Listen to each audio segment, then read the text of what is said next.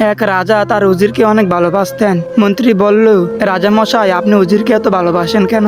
আমাকে তো উজিরের মতো ভালোবাসেন না। রাজা বললেন, মন্ত্রী, তুমি কি দেখতে চাও আমি কেন উজিরকে এত বেশি ভালোবাসি?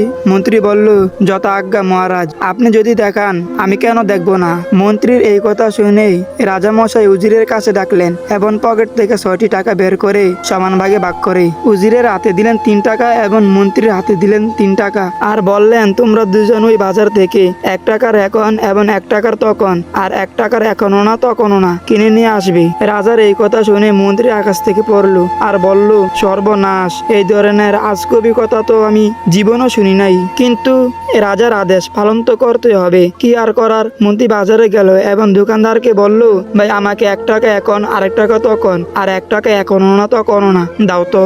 মন্ত্রীর এই কথা শুনে দোকানদার বলল, মাননীয় মন্ত্রী, আপনার কি মাথা খারাপ হয়েছে? এই ধরনের আজে বাজে কথা বলছেন। এখন আর তখন কি দোকানে বিক্রি হয় নাকি? মন্ত্রী বলল, আমি তো জানি দোকানে তো এখন আর তখন বিক্রি হয় না, তবে শুনেছিলাম বিপদে পড়লে নাকি বিড়াল বান্দরের গাছে ওঠে। আমারও আজকে সেই দশাই হয়েছে। তো যাই হোক, চেষ্টা করার পরও এখন আর তখন কিনতে পারলো না। ব্যর্থ হয়ে খালি হাতেই রাজদরবারে উপস্থিত হলো। কিছুক্ষণ পর আসলো রাজা মশাই। প্রথমে মন্ত্রীকে জিজ্ঞাসা করলো, মন্ত্রী, এখন আর তখন কি কিনে এনেছো? মন্ত্রী বলল, জি জাহাপনা, আমাকে ক্ষমা করবেন, আমি অনেক খোঁজাখুঁজি পরেও এখন আর তখন পাইনি। রাজা মশাই এবার উজিরকে জিজ্ঞাসা করলো, উজির, তুমি কি এখন আর তখন কিনেছো? উজির বলল, জি রাজা মশাই, আমি কিনেছি। রাজা বলল, কিভাবে কিনেছো একটু বলো তো। উজির বলল, রাজা মশাই, আমি বাজারে গিয়ে দেখি দোকানদার গরম গরম জিলাপি ভাজছে, সেখান থেকে আমি 1 টাকা দিয়ে একটা জিলাপি কিনে খেয়েছি।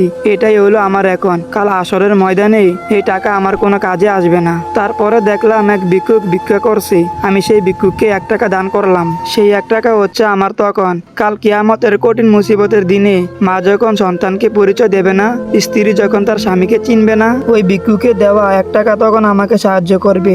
এরপর বাজারের মধ্যে দেখতে পেলাম এক গায়ক গান গাচ্ছে, তার গান শুনে তাকে দিলাম 1 টাকা। সেটাই হলো আমার এখনো না তখনও না। এই 1 টাকা দুনিয়াতেও আমার কোনো উপকার করবে না, আর কাল কিয়ামতের দিনেও আমার কোনো কাজে আসবে না। তো যাই হোক, কি আর বলবো, দুনিয়ার গরমের জ্বালা আর বাসি না। অনেক কষ্ট করে ভিডিওটা আপনাদের জন্য তৈরি করলাম। তো যাই হোক, আজকে এ পর্যন্তই। সবাই সুস্থ থাকবেন, ভালো থাকবেন, আমার জন্য দোয়া করবেন। খুদা হাফেজ।